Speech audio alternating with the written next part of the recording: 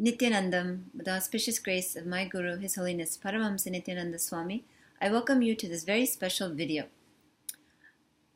In today's video, I wanted to make you aware of a very important free webinar that's taking place in just a few hours, actually.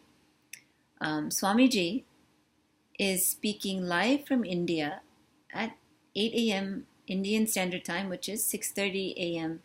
Pacific Time in the US, 9 a.m. Eastern Time. Now, what is the topic of this webinar? If you've been following Swamiji, you know that he periodically conducts webinars, and they're always on some exciting topic, or the topic may sound ordinary, but when you listen to the webinar, it just blows your mind.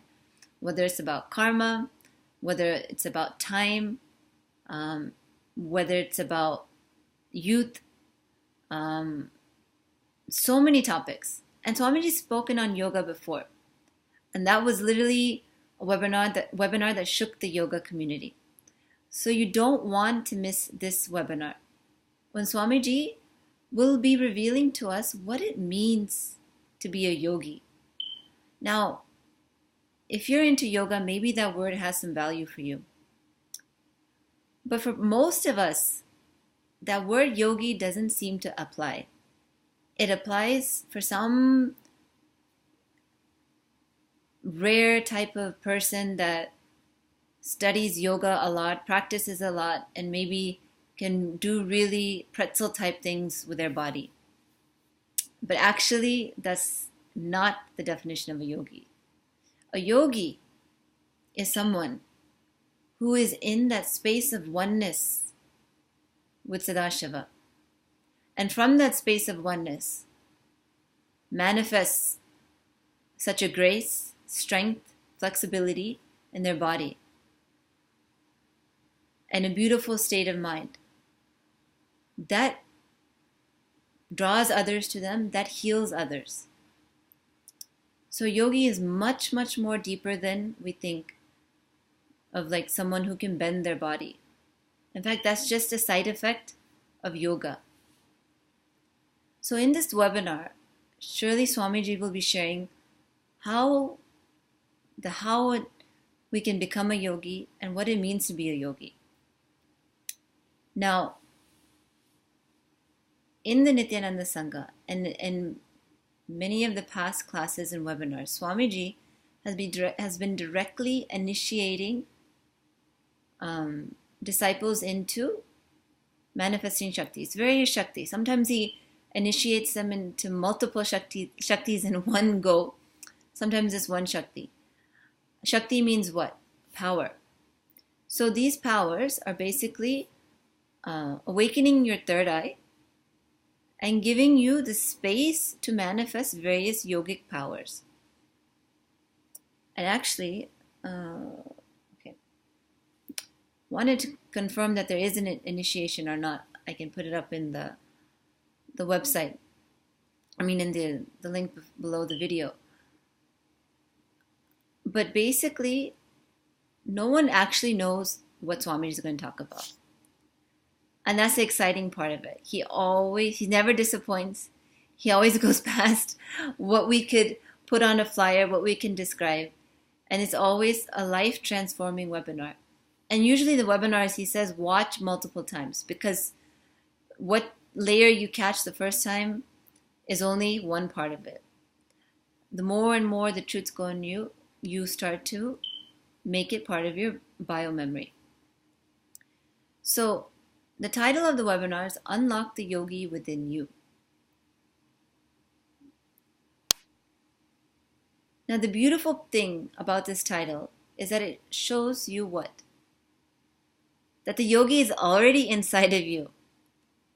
It's not something you have to seek outside of you.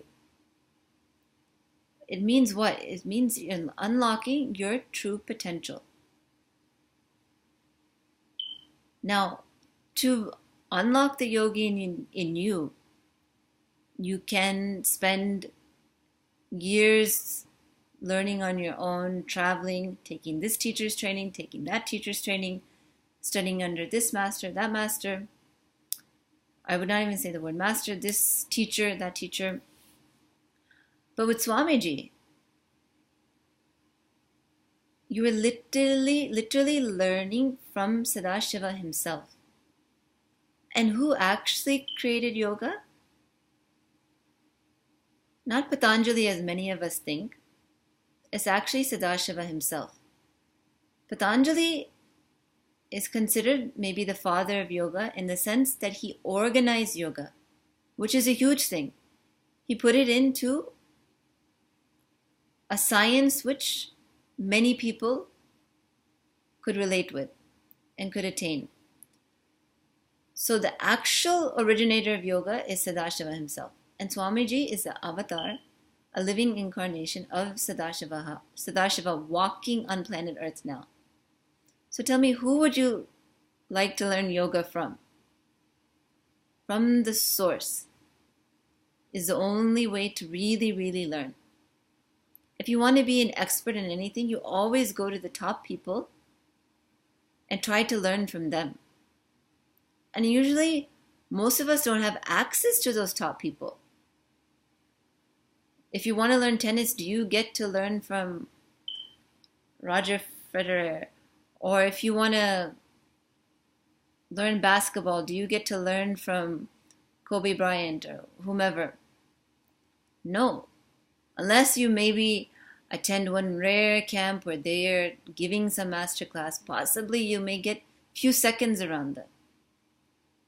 But with Swamiji, he makes himself so available for everyone to connect with him, to learn from him, to digest what he's teaching, whether it's in the books, like this Living Enlightenment book, or whether it's in on YouTube, youtube.com/Nithyananda TV, whether it's on daily satsang, which is Nithyananda.tv, or whether it's through the temples and the centers all around the world, or whether it's through living and being in his presence, taking programs in the Bangalore Adinam, or deciding to live in Adinam, which so many have done. Swamiji is available. Oh, I should mention, being on Facebook, being in social media. Where the people are, he makes himself available. And just like a webinar, Facebook, he's able to reach many people. And many people are able to connect and have the click that will transform their life. It's because Swamiji is speaking from the source. He's not talking about yoga or becoming a yogi to promote some type of yoga. He's promoting, he is sharing what the purpose of yoga is, giving us that context, and giving us the science and the inspiration to follow that science of yoga. Means recently Swamiji said it so bluntly. He said, before you bend your body, before you do any asana, make sure you know what for you're bending the body. If someone tells you to bend your body, you don't really know what purpose, what agenda they have inside. If they don't know, if they don't tell you the context or the reason why, the source of why they're telling you to bend your body a certain way, it's almost like an exploitation. Excuse me.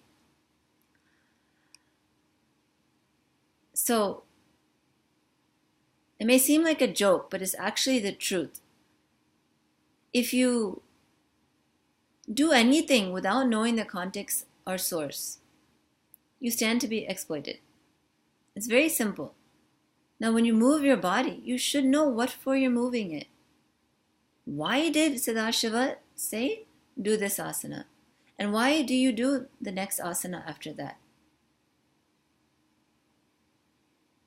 In our Nithyananda yoga classes, which are available on Nithyananda.tv, a beautiful thing is happening where not only do you do 108 asanas in 1 hour, the original Sanskrit mantras are chanted along prior to doing the asana. So you hear the Sanskrit, you know that it's from the sacred scriptures, then you do the asana. So that context, you flow into the asana. And it becomes an experience of oneness, not just moving your body. So that's the crux of doing Nityananda Yoga. It is designed to keep you in that space of oneness, and is sourced from the source. So you can relax knowing that you are doing yoga the way yoga was meant to be.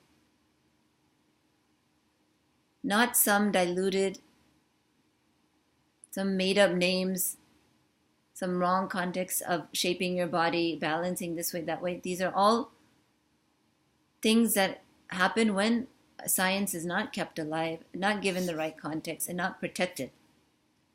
But Swamiji is back to change that. And this yoga webinar, which is just in 6 hours, will continue making that, giving society, giving humanity the right context for yoga and for helping everyone manifest the yogi within them. So I encourage you to attend the webinar, and thank you for watching. And please check out the webinar. It's free. The link is in this description. And if you have any questions, ping me. And thank you so much for watching, and Nithyanandam.